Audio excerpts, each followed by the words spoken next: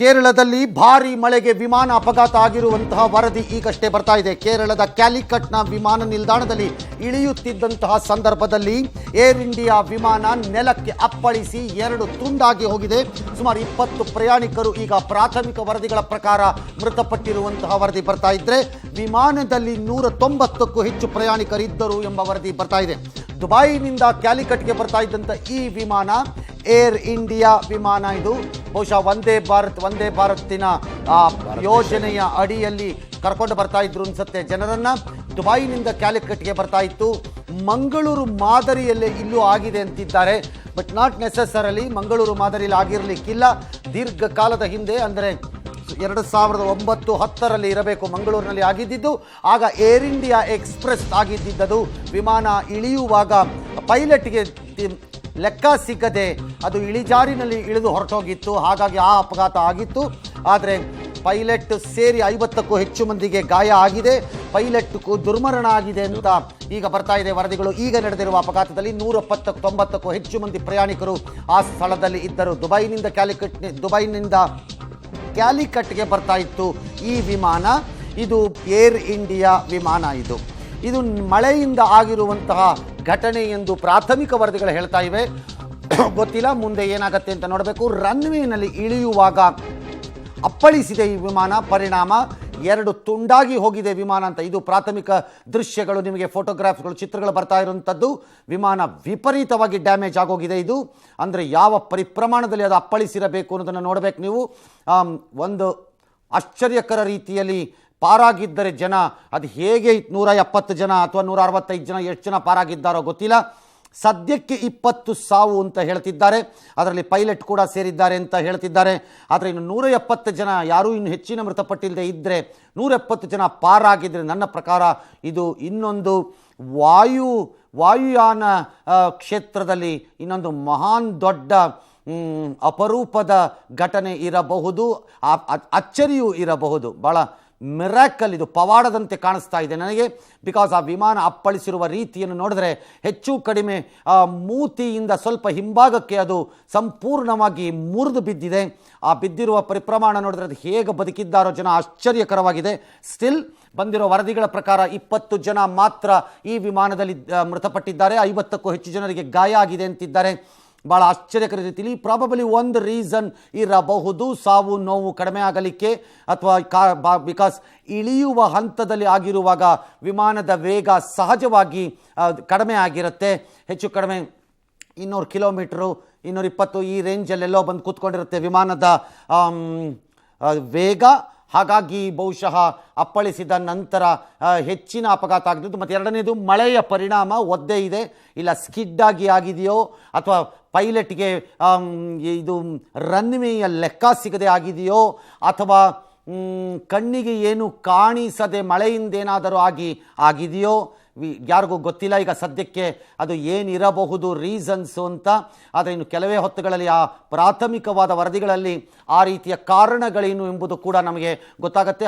ಹಲವಾರು ಕಾರಣಗಳು ಇರಬಹುದು.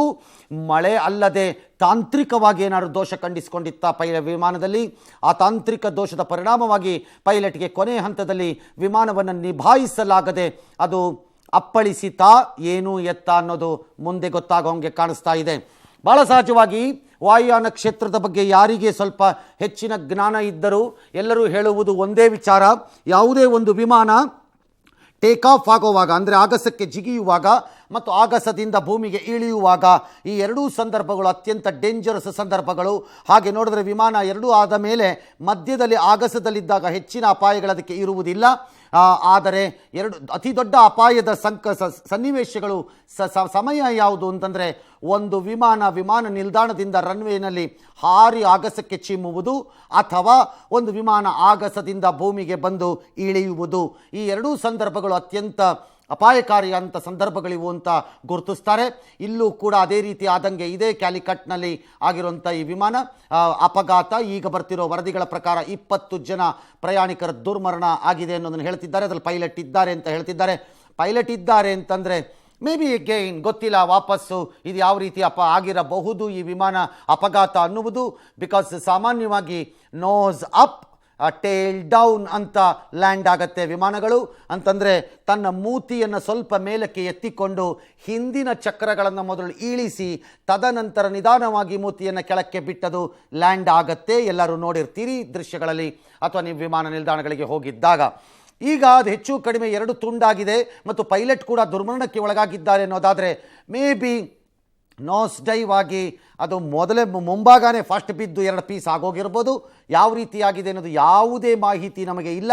ಈಗ ನಾನು ಹೇಳುತ್ತಿರುವಂತಹ ಎಲ್ಲ ಸಾಧ್ಯತೆಗಳು ಏನು ಅಂತಂದರೆ ಆ ದೃಶ್ಯಾವಳಿಗಳನ್ನು ಪ್ರಾಥಮಿಕವಾಗಿ ನೋಡಿದ ನಂತರ ನಮಗೆ ಗೊತ್ತಾಗ್ತಿರೋಂತಹ ದೃಶ್ಯಗಳು ಅಥವಾ ಹಿಂದೆ ಆಗಿರಬಹುದಾದಂಥ 10 ಹಲವಾರು ನೂರಾರು ಈ ರೀತಿಯ ಅಪಘಾತಗಳನ್ನು ನಾವು ನೋಡಿರೋದ್ರಿಂದ ನಮಗೆ ಗೊತ್ತಾಗ್ತಾ ಇರುವಂಥದ್ದು. ಸೊ ಪೈಲಟ್ ಸೇರಿ ಒಟ್ಟು 3 ಸಾವಂತ 3 ಮಾತ್ರ. ಆಲ್ ರೈಟ್, ಈಗ ಬಂದಿರುವ ಇನ್ನೊಂದು ವರದಿಯ ಪ್ರಕಾರ ಪೈಲಟ್ ಸೇರಿ 3 ಮಾತ್ರ ಖಚಿತವಾಗಿ ಮೃತಪಟ್ಟಿದ್ದಾರೆ ಅಂತ ಹೇಳ್ತಿದ್ದಾರೆ. ಆಲ್ ರೈಟ್, ಅಂತಂದರೆ ವಿಮಾನದ ಮುಂಭಾಗ ವಿಪರೀತವಾಗಿ ಡ್ಯಾಮೇಜ್ ಆದಂಗೆ ಕಾಣಿಸ್ತಾ ಇದೆ. ಈ ನಾನು ಪ್ರಾಥಮಿಕವಾಗಿ ನೋಡ್ತಿರೋ ಈ 1-2 ಸಣ್ಣ ಪುಟ್ಟ ದೃಶ್ಯಗಳಲ್ಲಿ ನೋಡ್ತಾ ಇದ್ದರೆ ವಿಮಾನದ ಮುಂಭಾಗ ವಿಪರೀತವಾಗಿ ಡ್ಯಾಮೇಜ್ ಆದಂಗೆ ಕಾಣುತ್ತೆ. ಹೆಚ್ಚು ಕಡಿಮೆ 2 ಹೋಳಾಗಿ ಹೋಗಿದೆ ವಿಮಾನ. ಅಂದರೆ ಇಂಪ್ಯಾಕ್ಟು ಅಂದರೆ ಅದರ ಬಿದ್ದಾಗ ಆಗಿರುವಂತಹ ಇದೇನಿದೆ ಪ್ರೆಷರ್ ಏನಿದೆ, ಒತ್ತಡ ಏನಿದೆ, ಅದು ಎಷ್ಟು ಇರಬಹುದು ಅಂತ ಲೆಕ್ಕ ಹಾಕೋಬೋದು. ಹಾಗಾಗಿ ಬಹುಶಃ ಅದಕ್ಕೆ ಆಮೇಲೆ ತದನಂತರ ಅದು ಇಳಿದ ಮೇಲೆ ಅವರು ಬ್ರೇಕ್ ಹಾಕಕ್ಕಾಗಿದೆಯೋ ವಿಮಾನ ಏನಾಗಿದೆಯೋ ಗೊತ್ತಿಲ್ಲ ನಮ್ಗಳಿಗೆ. We don't know. ಈಗ ಸದ್ಯಕ್ಕೆ ಬರುತ್ತಿರುವ ಪ್ರಾಥಮಿಕ ವರದಿಗಳ ಪ್ರಕಾರ ದುಬೈನಿಂದ ಕ್ಯಾಲಿಕಟ್ಗೆ ಬರ್ತಾ ಇದ್ದಂತಹ ಏರ್ ಇಂಡಿಯಾ ವಿಮಾನ ಈಗ ಕ್ಯಾಲಿಕಟ್ ವಿಮಾನ ನಿಲ್ದಾಣದಲ್ಲೇ ಅಪಘಾತಕ್ಕೆ ಈಡಾಗಿದೆ.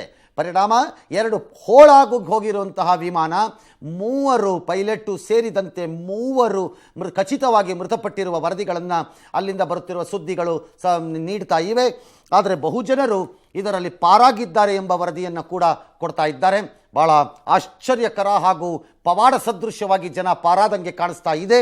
ಆದರೆ ಗಾಯಗೊಂಡಿರುವವರ ಸಂಖ್ಯೆ ಸುಮಾರು 50 ಇರಬಹುದು ಎಂದು ಪ್ರಾಥಮಿಕ ವರದಿಗಳು ಹೇಳ್ತಾ ಇವೆ. All right, let us see ಇನ್ನೇನು ಹೆಚ್ಚಿನ ಮಾಹಿತಿಗಳು ಬರ್ತವೆ ಅಂತ. ಎಸ್ ಸರ್, ಫೈರ್ ಆಗುತ್ತೆ ಅಂತ ಹೇಳ್ತಾರಲ್ಲ ಸರ್, ಏನಾದರೂ ಸಂದರ್ಭಗಳೇನಿದೆ ಅಂತ ಗೊತ್ತಿಲ್ಲ ಅಲ್ಲಿ. ಓಕೆ, ಆ ಸಂದರ್ಭಗಳಾದ ಮೇಲೆ ಮಳೆ ಬರ್ತಾನೆ ಇತ್ತೋ ಇಲ್ವೋ, ಫೈರ್ ಆಗಲೇಬೇಕು ಅಂತ ಯಾವ ನಿಯಮನೂ ಇಲ್ಲ, ಆಗಲೇಬೇಕು ಅಂತಿಲ್ಲ. ಆದರೆ ಯಾವುದೇ ಒಂದು ವಿಮಾನದಲ್ಲಿ ಈ ರೀತಿಯ ಘಟನೆಗಳು ನಡೆದಾಗ ಅದು ತಕ್ಷಣವೇ ಬೆಂಕಿಯನ್ನು ಅಂಟಿಸ್ಕೊಳ್ಳುತ್ತೆ. ಬಿಕಾಸ್ ಏವಿಯೇಷನ್ ಫ್ಯೂಯಲ್ ಏನಿದೆ ಅದು ಭಾಳ ಬೇಗ, ಅಂದರೆ ವಿಮಾನಗಳಿಗೆ ಬಳಸುವಂಥ ಇಂಧನ ಏನಿದೆ ಬೇಗ ಬೆಂಕಿ ಇದಾಗತ್ತೆ, ಹಿಡ್ಕೊಳ್ಳುತ್ತೆ ಅಂತ ಹೇಳ್ತಾರೆ. ಬಟ್ ಸಂದರ್ಭಗಳಿಗೆ ಅನುಸಾರವಾಗತ್ತೆ, ಆಗಲೇಬೇಕು ಅಂತ ಇಲ್ಲ, ಆಗಲೇಬೇಕು ಅನ್ನೋದಿಲ್ಲ. ಮತ್ತೆ ಆಲ್ ರೈಟ್, ಈಗ ಬಂದಿರುವ ಇನ್ನೊಂದು ವರದಿ ನಾನು ಆಗಲೇ ಹೇಳ್ತಾ ಇದ್ದೆ, ಮಳೆ ಇದ್ದ ಕಾರಣ ರನ್ವೇ ಎಲ್ಲಿದೆ ಅಥವಾ ಯಾವುದು ಅಂತ. 2 ರನ್ವೇ ಇದೆಯೋ ಇಲ್ವೋ ನನಗೆ ಗೊತ್ತಿಲ್ಲ. ಕ್ಯಾಲಿಕಟ್ನಲ್ಲಿ ಪ್ರಾಬಬಲಿ ಒಂದೇ ರನ್ವೇ ಇದ್ದಂಗಿದೆ ಕ್ಯಾಲಿಕಟ್ನಲ್ಲಿ, ನನಗೆ ಗೊತ್ತಿಲ್ಲ, ನನಗೆ ಚೆಕ್ ಮಾಡ್ಕೋತೀನಿ. ಆದರೆ ನೋಡೋಣ, ನನ್ನ ಸಹೋದ್ಯೋಗಿಗಳ ಮಾಹಿತಿಯನ್ನು ನಮಗೆ ಕೊಡಬಹುದು. ರನ್ವೇ ಬಹುಶಃ ದಿಕ್ಕು ತಪ್ಪಿದೆ ಅಂತ ಕಾಣುತ್ತೆ. ರನ್ವೇ ಪ್ರಾಬಬಲಿ ಬಹುಶಃ ಪೈಲಟ್ಗೆ ಗೊತ್ತಾಗಿಲ್ಲ ಎಲ್ಲಿದೆ ರನ್ವೇ ಅಂತ. ಹಾಗಾಗಿ ಕೊನೆ ಕ್ಷಣದಲ್ಲಿ ಅದರ ಅರಿವಾಗಿರಬಹುದು. ಆ ಕ್ಷಣದಲ್ಲಿ ಅವರು ಅದನ್ನು ಇಳಿಸಲಿಕ್ಕೆ ಹರಸಾಹಸವನ್ನು ಪಟ್ಟಿರಬೇಕು.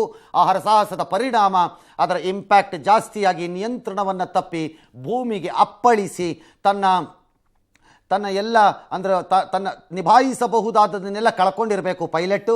ಅದರ ಪರಿಣಾಮ ಅದು ಭೂಮಿಗೆ ಅಪ್ಪಳಿಸಿದ ಪರಿಣಾಮ 2 ಹೋಳಾಗಿದೆ. 2 ಹೋಳಾದ ಪರಿಣಾಮ 3 ಖಚಿತವಾಗಿ ಮೃತಪಟ್ಟಿರುವ ವರದಿಗಳು ಈಗ ಬಂದಿದೆ. ಕೇರಳದಲ್ಲಿ ಈ ಸಂದರ್ಭದಲ್ಲಿ ಮಳೆ ಬರ್ತಾನೆ ಇತ್ತು ಅಂತ ಹೇಳ್ತಿದ್ದಾರೆ. ಸಹಜವಾಗಿ ಮಳೆ ಮತ್ತು ಅತ್ಯಂತ ಹಿಮಚ್ಛಾದಿತ ಪ್ರದೇಶಗಳಾದಂಥಗಳಲ್ಲಿ ವಿಮಾನಗಳನ್ನು ಇಳಿಸುವಾಗ ಮತ್ತು ಆಲ್ ರೈಟ್, ಈಗ ಬರ್ತಿರೋ ಪ್ರಕಾರ ಕ್ಯಾಲಿಕಟ್ ಕೂಡ ಮಂಗಳೂರಿನಂತೆ ಟೇಬಲ್ ಟಾಪ್ ರನ್ವೇ ಅಂತ ಹೇಳ್ತಿದ್ದಾರೆ. ಟೇಬಲ್ ಟಾಪ್ ರನ್ವೇ ಅಂತಂದರೆ ಭಾಳ ಸರಳವಾದಂತಹ ವಿವರಣೆಯನ್ನು ನಾನು ಕೊಟ್ಬಿಡ್ತೀನಿ. ಒಂದು ಗುಡ್ಡ ಪ್ರದೇಶದ ಮೇಲೆ ಗುಡ್ಡದ ತಲೆಯನ್ನು ಸವರಿ ವಿಮಾನದ ಇಳಿಸುವುದಕ್ಕೆ ರನ್ವೇಯನ್ನು ಮಾಡಿರುತ್ತಾರೆ. ಅಂದರೆ ಅರ್ಥ, ಗುಡ್ಡದ ಮೇಲೆ ಅದು ಇಳಿದಾಗ ಆ ರನ್ವೇ ಚಿಕ್ಕದಾಗಿದ್ದರೆ ಬಹಳ ಬೇಗ ಅದು ನಿಲ್ಲಿಸ್ಕೋಬೇಕು, ಬ್ರೇಕ್ ಹಾಕಬೇಕು, ತಿರುಕೋಬೇಕು ವಾಪಸ್ಸು. ಒಂದು ವೇಳೆ ಹೆಚ್ಚು ಕಡಿಮೆ ಆದರೆ ಆಗ ವಿಮಾನ ಇಳಿಜಾರಿಗೆ ಹೋಗಿ ಹೊರಟೋಗುತ್ತೆ, ಮಂಗಳೂರಿನಲ್ಲಿ ಆದಂಗೆ. ಆದರೆ ಇಲ್ಲಿ ಅದು ಇಳಿಜಾರಿಗೆ ಹೋಗಿರುವ ಯಾವ ಲಕ್ಷಣಗಳು ಕಾಣಿಸ್ತಾ ಇಲ್ಲ. ಇದು ರನ್ವೇನಲ್ಲೇ ಆಗಿದೆ. ಟೇಬಲ್ ಟಾಪ್ ಅಂತಂದರೆ ನಮ್ಮ ಮನೆಯಲ್ಲಿರುವ ಟೇಬಲ್ಲು ಕಾಲುಗಳಿವೆ, ಮೇಲೆ ಟಾಪ್ ಇದೆ ಅಂತ ಅಷ್ಟೇ ಅರ್ಥ. ಟೇಬಲ್ ಟಾಪ್ ರನ್ವೇ ಅಂತ. ಭಾಳ ಕಡಿಮೆ ವಿಮಾನ ನಿಲ್ದಾಣಗಳು ಈ ರೀತಿ ಟೇಬಲ್ ಟಾಪ್ನಲ್ಲಿ ಇರೋವಂಥ ರನ್ವೇಗಳು ಅಥವಾ ವಿಮಾನ ನಿಲ್ದಾಣಗಳಿರುತ್ತವೆ, ಭಾಳ ಕಡೆ ಇಲ್ಲ. ಇದು ಅದು ಅತ್ಯಂತ ಎಚ್ಚರಿಕೆಯಿಂದ ಭಾಳ ನುರಿತ ಪೈಲಟ್ಗಳು ಅಲ್ಲಿ ಸಾಮಾನ್ಯವಾಗಿ ಅದನ್ನು ಅರ್ಥ ಮಾಡಿಕೊಂಡು ನಿಭಾಯಿಸ್ತಾರೆ ಆ ವಿಮಾನ ನಿಲ್ದಾಣಗಳನ್ನು. ಮಂಗಳೂರು ಭಾಳ ಕ್ಲಾಸಿಕ್ ಎಕ್ಸಾಂಪಲ್ಲು ಒಂದು ಟೇಬಲ್ ಟಾಪ್ ರನ್ವೇಗೆ. ಅವತ್ತಿನ ಚಾಲಕ ಆ ಮಂಗಳೂರಿನಲ್ಲಿ ಮಾಡಿದ್ದದ್ದೇನು ಅಂತಂದರೆ, ಇಳಿಸುವಾಗ ಬಹುದೂರ ಬಂದು ನಂತರ ಭೂಸ್ಪರ್ಶಕ್ಕೆ ಪ್ರಯತ್ನ ಪಟ್ಟಾಗ ಅವರಿಗೆ ವಿಮಾನದ ವೇಗವನ್ನು ನಿಯಂತ್ರಿಸಿ ಅದನ್ನು ನಿಲ್ಲಿಸಲು ಸಾಧ್ಯವೇ ಆಗದೆ ಅಂತಿಮವಾಗಿ ಅದು ಇಳಿಜಾರಿನಲ್ಲಿ ಇಳಿದು ಹೋಗಿ ಬೆಂಕಿ ಹತ್ಕೊಂಡು ಕೂಡ ಅದು ನಾಶ ಆಗೋಗಿತ್ತು. ಆದರೆ ಇವತ್ತು ಹಾಗಾದಂಗೆ ಕಾಣಿಸ್ತಾ ಇಲ್ಲ. ಬಹುಶಃ ರನ್ವೇ ಅವರಿಗೆ ತಡವಾಗಿ ಗೊತ್ತಾಗಿದೆ ಅಂತ ಅನ್ಸುತ್ತೆ, ಅಥವಾ ಗೊತ್ತೇ ಆಗಿಲ್ಲ ಅನ್ಸುತ್ತೆ ಎಲ್ಲಿದೆ ರನ್ವೇ ಅನ್ನೋದವರಿಗೆ. ಮಳೆಯ ಪರಿಣಾಮ ಅಥವಾ ಕೆಟ್ಟ ಹವಾಮಾನದ ಪರಿಣಾಮ, ಅದರಿಂದಾಗಿ ರನ್ವೇನಲ್ಲಿ ಇಳಿಯುವ ಹಂತದಲ್ಲಿ ಅದು ಭೂಮಿಗೆ ಅಪ್ಪಳಿಸಿದೆ. ಭೂಮಿಗೆ ಅಪ್ಪಳಿಸುವ ಸಂದರ್ಭದಲ್ಲಿ ವಿಮಾನದ ನಿಯಂತ್ರಣ ಇತ್ತೋ ಇಲ್ಲವೋ, ಅಥವಾ ವಿಮಾನ ತಾಂತ್ರಿಕವಾಗಿ ಸದೃಢವಾಗಿತ್ತೋ ಇಲ್ಲವೋ, ಈ ಎಲ್ಲ ಪ್ರಶ್ನೆಗಳಿಗೆ ನಂತರ ತನಿಖೆಗಳು ಉತ್ತರವನ್ನು ಕೊಡುತ್ತವೆ. ಅಫ್ಕೋರ್ಸ್ ಈಗ DGCA ಒಂದು ಇಮಿಡಿಯೇಟ್ ಒಂದು ತನಿಖೆಗೆ ಆದೇಶವನ್ನು ಕೊಡುತ್ತೆ. Director general of civil aviation ಅವ್ರದ್ದು ಒಂದು ಇಮಿಡಿಯೇಟ್ ತನಿಖೆಗೆ ಅಲ್ಲಿ ಆದೇಶವನ್ನು ಕೊಡ್ತಾರೆ. ಆಮೇಲೆ ತದನಂತರ ಆ ತನಿಖೆ ಮುಂದುವರಿಯುತ್ತೆ. ಅದರ ಪಾರ್ಟ್ಗಳು, ಬಿಡಿ ಭಾಗಗಳನ್ನು ತೆಕ್ಕೊಳ್ಳೋದು ಮಾಡೋದು ಹೇಗಾಯ್ತಿದು ಅನ್ನೋದು, ಮತ್ತು ಈ ವಿಮಾನ ಇಳಿಯುವಾಗ ಆಡಿಯೋ ಅಂತಂದರೆ ಧ್ವನಿ ಮೂಲಕ ಪೈಲಟ್ಟು ವಿಮಾನ ನಿಲ್ದಾಣದ ATC ಏರ್ ಟ್ರಾಫಿಕ್ ಕಂಟ್ರೋಲ್ ಏನಿರುತ್ತೆ ಅದರ ಜೊತೆ ಇಟ್ಟುಕೊಂಡಿದ್ದ ಸಂಬಂಧದಲ್ಲಿ ಏನೇನು ಮಾತಾಡಿದ್ರು, ಏನಾದರೂ ವಿಮಾನದ ಸಮಸ್ಯೆ ಇರುವುದನ್ನು ಚರ್ಚೆ ಮಾಡಿದ್ರಾ, ಅಥವಾ ರನ್ವೇ ತನಗೆ ಗೊತ್ತಾಗಿದೆ ಅನ್ನೋ ವರದಿಯನ್ನು ಕೊಟ್ಟಿದ್ರಾ, ಅಥವಾ ಅವರಿಗೆ ಕಮಾಂಡ್ಗಳು ಮತ್ತು ಡೈರೆಕ್ಷನ್ಗಳು ಅವ್ರನ್ನ ಇಳಿಸಲಿಕ್ಕೆ ಬೇಕಾದಂಥ ಆದೇಶ ನಿರ್ದೇಶನಗಳೇನಿವೆ ಅವುಗಳು ಸರಿಯಾಗಿ ಹೋಗಿಲ್ವಾ, ಅದನ್ನೆಲ್ಲ ಅವ್ರು ಅರ್ಥ ಮಾಡ್ಕೊಂಡಿದ್ರಾ, ಲೆಫ್ಟಿಗೆ ಬಂದಾಗ ರೈಟ್ಗೆ ಹೋಗಿತ್ತಾ, ರೈಟಿಗೆ ಬಂದಾಗ ಲೆಫ್ಟ್ಗೆ ಹೋಗಿತ್ತಾ ಈ ವಿಮಾನ, ಅಥವಾ ಇವ್ರು ಲೆಫ್ಟ್ ಅಂದಿದ್ದನ್ನು ಅವ್ರು ರೈಟ್ ಅಂದ್ಕೊಂಡ್ರೋ, ಅವ್ರು ರೈಟ್ ಅಂದಿದ್ದನ್ನು ಇವ್ರು ಲೆಫ್ಟ್ ಅಂದ್ಕೊಂಡ್ರೋ, ಈ ಎಲ್ಲ ವಿಚಾರಗಳು ತನಿಖೆಯಲ್ಲಿ ಮುಂದಿನ ದಿನಗಳಲ್ಲಿ ಹೊರಕ್ಕೆ ಬರಬೇಕು. ಸದ್ಯಕ್ಕೆ ಇರುವಂತಹ ವಿಚಾರ, ಭಾಳ ಪ್ರಮುಖವಾದಂಥ ವಿಚಾರ, ನೆಲಕ್ಕೆ ಅಪ್ಪಳಿಸಿರುವಂಥ ಏರ್ ಇಂಡಿಯಾ ವಿಮಾನ, ಅದರ ಪರಿಣಾಮ 20ಕ್ಕೂ ಹೆಚ್ಚು ಪ್ರಯಾಣಿಕರು ಸಾವಿನ ಶಂಕೆ ಇದ್ದರೆ 3 ಖಚಿತವಾಗಿ ಮೃತಪಟ್ಟಿರುವಂತಹ ವರದಿಗಳು ಕೇರಳದ ಕ್ಯಾಲಿಕಟ್ನಿಂದ ಬರ್ತಾ ಇದೆ. ಈ ವಿಮಾನ ದುಬೈನಿಂದ ಕ್ಯಾಲಿಕಟ್ಗೆ ಬರ್ತಾ ಇತ್ತು. 190 ಪ್ರಯಾಣಿಕರು ಇದರಲ್ಲಿ ಇದ್ದರು ಎಂಬುದು ವಿಮಾನಯಾನ ಇಲಾಖೆಯ ಮೂಲಗಳು ಕೊಡ್ತಾ ಇರುವಂತಹ ಮಾಹಿತಿ. ಹವಾಮಾನದ ವೈಪರೀತ್ಯ ಇದ್ದಾಗ ಲ್ಯಾಂಡಿಂಗಿಗೆ ಅವಕಾಶ ಕೊಡಲ್ಲ ಅಂತ ಹೇಳ್ತಾರೆ. ಹಾಗೇನಿಲ್ಲ, ಮಳೆ ಬಂತು ಅಂತ ವಿಮಾನವನ್ನ ಇಳಿಸಲಿಕ್ಕೆ ಸಾಧ್ಯವಿಲ್ಲ ಎಂಬುವಂಥದ್ದು ಯಾವುದೂ ಇಲ್ಲ. ವಿಮಾನಗಳನ್ನು ಇಳಿಸಲಿಕ್ಕೆ ವಿಮಾನ ನಿಲ್ದಾಣಗಳು ಹವಾಮಾನ ವೈಪರೀತ್ಯವನ್ನ ನಿಭಾಯಿಸಿ ಇಳಿಯುವಂತಹ ವ್ಯವಸ್ಥೆಗಳಿವೆ. ಕ್ಯಾಟ್ 3, ಕ್ಯಾಟ್ 4 ಅಂತ ಕರೀತಾರೆ. ಅದನ್ನು ಆ ವಿಮಾನಗಳನ್ನು ಇಳಿಸಲಿಕ್ಕೆ ಬೇಕಾದ ವ್ಯವಸ್ಥೆಗಳು ಇವೆ. ಎಷ್ಟು ಹವಾಮಾನ ಪ್ರತಿಕೂಲ ಇದ್ದಾಗ ಕೆಲವು ವಿಮಾನ ನಿಲ್ದಾಣಗಳಲ್ಲಿ ಇಳಿಸ್ಬೋದು, ಕೆಲವು ವಿಮಾನ ನಿಲ್ದಾಣಗಳಲ್ಲಿ ಇಳಿಸ್ಲಿಕ್ಕಾಗದೇ ಇರಬಹುದು. ವಿಸಿಬಿಲಿಟಿ ಫ್ಯಾಕ್ಟರ್ ಅಂತಂದರೆ ಒಂದು ವಿಮಾನದಲ್ಲಿದ್ದವರಿಗೆ ಎಷ್ಟು ದೂರದವರೆಗೆ ಕಾಣಿಸ್ತಾ ಇದೆ ಅನ್ನೋದಿದೆ. ಅದು ತುಂಬ ಪೂರಾಗಿದ್ದಾಗ, ಅಥವಾ ಬೇರೆ ಏನಾದ್ರು ಕಾರಣ ಇದೆ, ಅಥವಾ ಭಾಳ ಸ್ಕಿಡ್ಡಿ ಆಗಿದ್ರೆ, ಅಥವಾ ತುಂಬ ಹಿಮ ಆಗಿದ್ರೆ, ಇಳಿಸುವಾಗ ಜಾರಿ ಹೋಗಬಹುದು ಅಂತ ಅನ್ಸಿದ್ರೆ, NDRF ಟೀಮ್ ಕೂಡ ಹೋಗಿದೆ ಅಂತೆ ಸರ್. ಅಲ್ ರೈಟ್, ಅವೆಲ್ಲ ಆಗಿದ್ರೆ ಆಗ ದೇ ವಿಲ್ ಅಬಾರ್ಟ್ ಲ್ಯಾಂಡಿಂಗ್ ಅಂತಂದರೆ ತಕ್ಷಣವೇ ವಿಮಾನವನ್ನು ಇಳಿಸುವುದನ್ನು ತಪ್ಪಿಸಿ ಮತ್ತೆ ಆಗಸಕ್ಕೆ ತೆಗೆದುಕೊಂಡು ಹೊರಟೋಗ್ಬಿಡ್ತಾರೆ ವಿಮಾನವನ್ನು. ಈ ತೀರ್ಮಾನಗಳನ್ನು ಸಾಮಾನ್ಯವಾಗಿ ಇಬ್ಬರೂ ಮಾಡಬಹುದು. ಅಂತಿಮವಾಗಿ ಪೈಲಟ್ ಆ ತೀರ್ಮಾನವನ್ನು ತೆಗೆದುಕೊಳ್ಳುತ್ತಾರೆ. ATCನೂ ಹೇಳ್ಬೋದು. ಸಾಮಾನ್ಯವಾಗಿ ATC ಹೇಳುತ್ತೆ, ಬಟ್ ATC ಕ್ಲಿಯರ್ ಮಾಡಿದೆ ಲ್ಯಾಂಡಿಂಗ್ಗೆ ಅಂದರೆ, ಇಳೀರಿ ಅಂತ ಹೇಳಿದ್ದಾರೆ ಅಂದರೆ ನಂತರದ ತೀರ್ಮಾನಗಳನ್ನೆಲ್ಲ ಪೈಲಟ್ ಮಾಡಬೇಕಾಗತ್ತೆ. ಅಂಥ ಸಂದರ್ಭದಲ್ಲಿ ವಾಪಸ್ ಚಿಮ್ಮಿ ಆಗಸಕ್ಕೆ ಹೋಗಿ ಬೇರೆ ಯಾವುದೋ ವಿಮಾನ ನಿಲ್ದಾಣದಲ್ಲಿ ಸಮೀಪದಲ್ಲಿ ಇಳಿಸ್ಕೋತಾರೆ. ಹಾಗಾಗಿ ಹವಾಮಾನ ವೈಪರೀತ್ಯ ಅಂದ ಕೂಡಲೇ ಸಣ್ಣದಾಗಿ ಜಿನುಗುವ ಮಳೆಯೋ ಅಥವಾ ಈವನ್ ಸುರಿಯುತ್ತಿರುವ ಮಳೆನೂ ಇರಬಹುದು. ಬಂದ ತಕ್ಷಣವೇ ವಿಮಾನಗಳು ಹಾರುವುದಿಲ್ಲ, ಇಳಿಯುವುದಿಲ್ಲ ಅಂತ ಅನ್ಕೋಬೇಕಾದ ಅವಶ್ಯಕತೆ ಇಲ್ಲ. ಅದಕ್ಕೆ ಬೇಕಾದಂಥ ಪೂರಕವಾದ ಇತರ ವಾತಾವರಣಗಳು ಏನಿವೆ ಅನ್ನೋದು ಆ ವಿಮಾನ ನಿಲ್ದಾಣಗಳಲ್ಲಿ ಇಂಪಾರ್ಟೆಂಟು. ಫಾರ್ ಎಕ್ಸಾಂಪಲ್ ಇದು ದಿಲ್ಲಿನಲ್ಲಿರುವಂತಹ ವಿಮಾನ ನಿಲ್ದಾಣ, ಬೆಂಗಳೂರಿನಲ್ಲಿರುವಂಥವೆಲ್ಲ ತುಂಬ ಅಡ್ವಾನ್ಸ್ಡ್ ಟೆಕ್ನಾಲಜಿಗಳು ಇದೆ ವಿಮಾನಗಳನ್ನು ಇಳಿಸಲಿಕ್ಕೆ ಮತ್ತು ಟೇಕ್ ಆಫ್ ಮತ್ತು ಲ್ಯಾಂಡಿಂಗ್. ನಾವು ಸಾಮಾನ್ಯವಾಗಿ ಕೇಳ್ತಾ ಇರ್ತೀವಲ್ಲ ಸರ್, ಅಲ್ಲಿ ಹವಾಮಾನ ವೈಪರೀತ್ಯ ಇದೆ, ಬೇರೆ ಕಡೆಗೆ ಲ್ಯಾಂಡಿಂಗ್ ಮಾಡಿಸಿದ್ರು ಅಂತ ಹೇಳಿ. ಎಕ್ಸಾಕ್ಟ್ಲಿ ಆ ಕಾಲನ್ನು ತಗೊಳ್ಳೋ ಅಂತಷ್ಟು ಹದಗೆಟ್ಟು ಹೋಗಿದೆಯಾ ಅಂತ ನೋಡಬೇಕು. ವಿಮಾನಗಳದ್ದು. Okay. ಆ ಕಾಲ್ ಅಂದ್ರೆ ಆ ತೀರ್ಮಾನವನ್ನ ಮಾಡಲಿಕ್ಕೆ ಅಷ್ಟು ಹದಗೆಟ್ಟು ಹೋಗಿದ್ರೆ ಇಳಿಯೋದಕ್ಕೆ ಬಿಡೋದಿಲ್ಲ. Okay. ಒಂದು ವೇಳೆ ಇಳಿಯೋದಕ್ಕೆ ಬಿಡೋದಿಲ್ಲ ಅನ್ನೋದಾದ್ರೆ, ಹವಾಮಾನ ಅಷ್ಟೊಂದು ಕೆಟ್ಟೋಗಿದೆ ಅನ್ನೋದಾದ್ರೆ, ಸಾಮಾನ್ಯವಾಗಿ ರನ್ವೇಗೆ ಅಂದ್ರೆ ವಿಮಾನ ಇಳಿಯುವ ಸ್ಥಳಕ್ಕೆ ಹತ್ತಿರ ಬಂದಾಗ ಆ ತೀರ್ಮಾನ ಯಾರು ತಗೊಳ್ಳಲ್ಲ. ಆಗ ಯಾರು ತಗೊಳ್ಳಲ್ಲ. ಹವಾಮಾನ ಕೆಟ್ಟೋಗಿದೆ, ಈಗ ಹತ್ತು ಇಳಿಸ್ಬಿಡ, ಮೇಲೆ ಹೋಗು ವಾಪಸ್ ಅಂತ ಯಾರು ಹೇಳಲ್ಲ. ಬಹಳ ದೂರದಲ್ಲಿ ಮೊದಲೇ ಹೇಳ್ಬಿಟ್ಟಿರ್ತಾರೆ. ಅಂದರೆ ಅರ್ಥ, ಹವಾಮಾನದ ಯಾವುದೇ ಸಮಸ್ಯೆ ಇಲ್ಲ ಎಂದು ಏರ್ ಟ್ರಾಫಿಕ್ ಕಂಟ್ರೋಲ್ ಅಂತ ಏನಂತಾರೆ. ಏರ್ ಟ್ರಾಫಿಕ್ ಕಂಟ್ರೋಲ್ ಅಂದರೆ ವಿಮಾನ ನಿಲ್ದಾಣಗಳಲ್ಲಿ ಇರುವಂತಹ ನಿಯಂತ್ರಣ ಕೇಂದ್ರ ಅಂತ ಇಟ್ಕೋಬಹುದು ನಾವು. ಈ ನಿಯಂತ್ರಣ ಕೇಂದ್ರ ಬಹುಶಃ ಕ್ಲಿಯರೆನ್ಸನ್ನು ಕೊಟ್ಟಿದೆ, ವಿಮಾನ ಇಳಿಬಹುದು ಅಂತ. ಪೈಲಟ್ ಅದರ ಆಧಾರದ ಮೇಲೆ ಇಳಿಲಿಕ್ಕೆ ಬಂದಿದ್ದಾರೆ. ಬರುವಾಗ ಅವ್ರಿಗಾಗಿರೋ ಕನ್ಫ್ಯೂಷನ್ ಏನು, ಗೊಂದಲಗಳೇನು, ಅವರಿಗೆ ರನ್ವೇ ಕಾಣಿಸ್ತಿಲ್ವಾ, ಕಾಣಿಸಿದ್ರೆ ಎಷ್ಟು ಕಾಣಿಸ್ತು, ಹೆಂಗೆ ಕಾಣಿಸ್ತು, ಅಥವಾ ರನ್ವೇ ಅತಿ ಚಿಕ್ಕದಿದೆಯಾ, ದೊಡ್ಡದಿದೆಯಾ. ಚಿಕ್ಕದಿದ್ದರೆ ರನ್ವೇ ಕಾಣಿಸದ ತಕ್ಷಣ ಅತಿ ಹತ್ತಿರದಲ್ಲಿ ವಿಮಾನ ಇಳಿದು ಬೇಗ ನಿಲ್ಲಬೇಕಾಗಿ ಬರುತ್ತೆ. ಅಂಥ ಸ್ಮಾಲರ್ ಏರ್ಪೋರ್ಟ್ಗಳು ತುಂಬ ಇದೆ. ಭೂತಾನ್ನಲ್ಲಿ, ನೇಪಾಳಲ್ಲಿ ಇಂಥ ಕಡೆ ಮೌಂಟನ್ ಏರ್ಪೋರ್ಟ್ಗಳಿವೆ ಕೆಲವೆಲ್ಲ. ಅಫ್ಕೋರ್ಸ್ ಅಲ್ಲಿ ವಿಮಾನಗಳು ಹೋಗೋದು ಚಿಕ್ಕವೇನೆ, ತುಂಬ ದೊಡ್ಡ ಹೋಗಲ್ಲ. ಬಟ್ ಅವುಗಳಿಗೆ ಎಷ್ಟು ಚಿಕ್ಕದಾಗಿ ಹತ್ತಿರದಲ್ಲಿ ಇಳಿಸ್ತಾರೆ ಅಂತಂದರೆ, ರನ್ವೇ ಕಾಣಿಸುತ್ತಿದ್ದಂತೆ ವಿಮಾನ ಹೆಚ್ಚು ಕಡಿಮೆ ಇಳಿದು ಬಿಡುತ್ತೆ ಬೇಗ.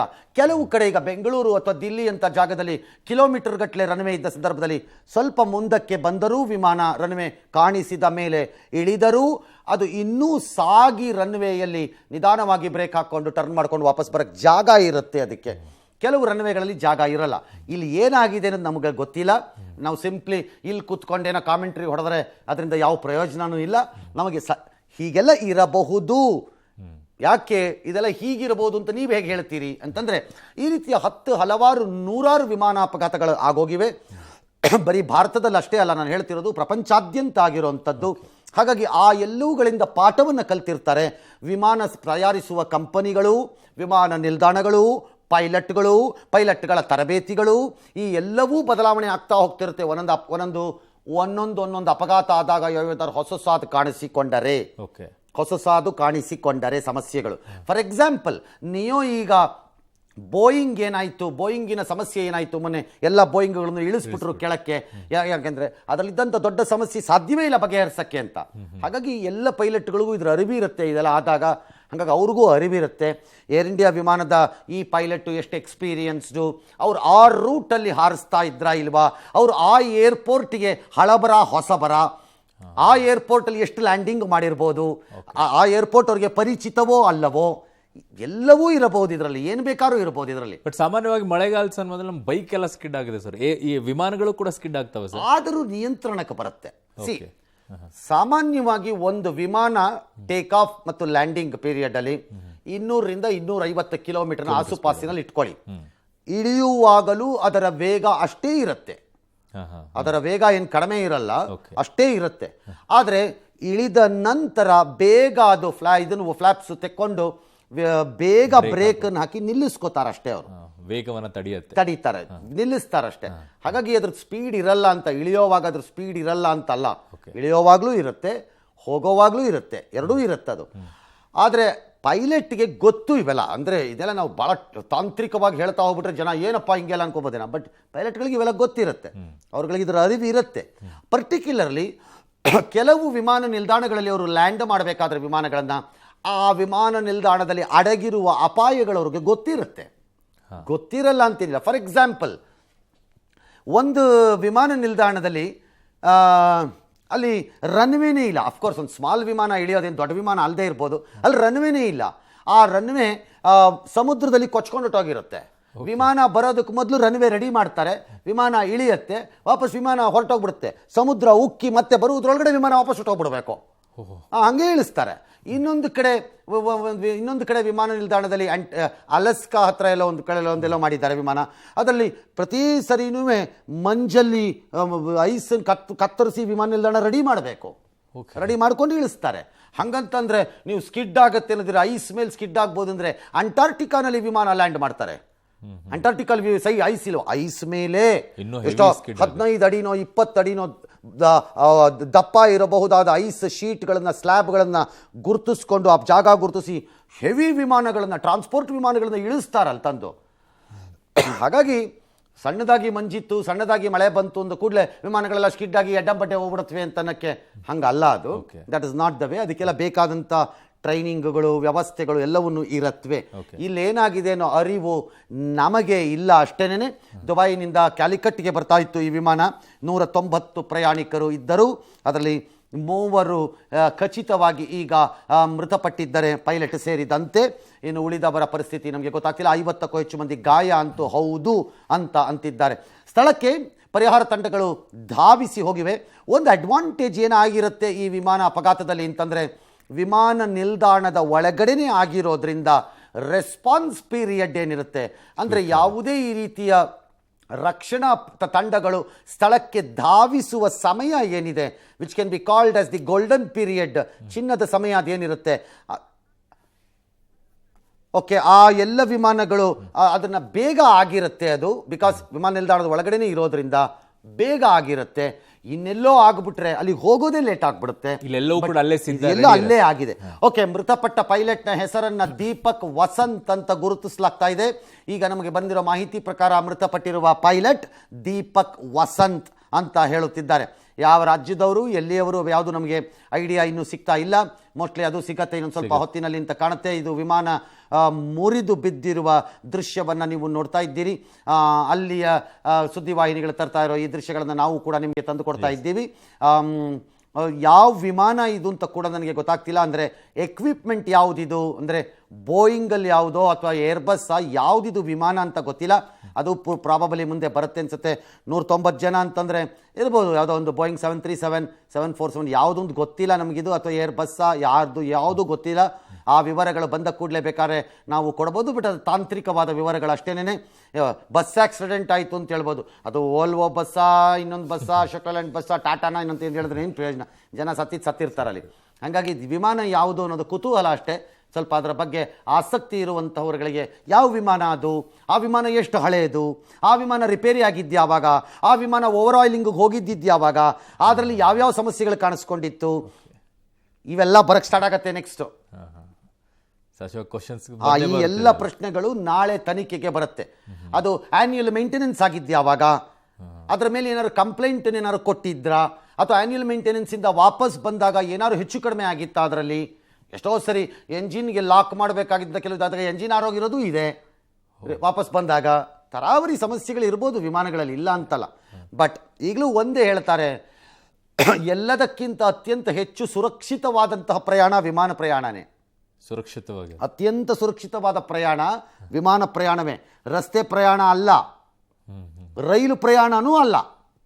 ರೈಲು ಮತ್ತು ರಸ್ತೆ ಪ್ರಯಾಣದಲ್ಲಿ ಆಗುವಂಥ ಅಪಘಾತಗಳು ಮತ್ತು ಅವುಗಳ ಸಂಖ್ಯೆಗಳಿಗೆ ಹೋಲಿಸ್ಬಿಟ್ರೆ ವಿಮಾನ ಪ್ರಯಾಣ ಏನಿದೆ ಅದು ಅತ್ಯಂತ ಸುರಕ್ಷಿತ ಎಂದೇ ಪರಿಭಾವಿಸಬೇಕು.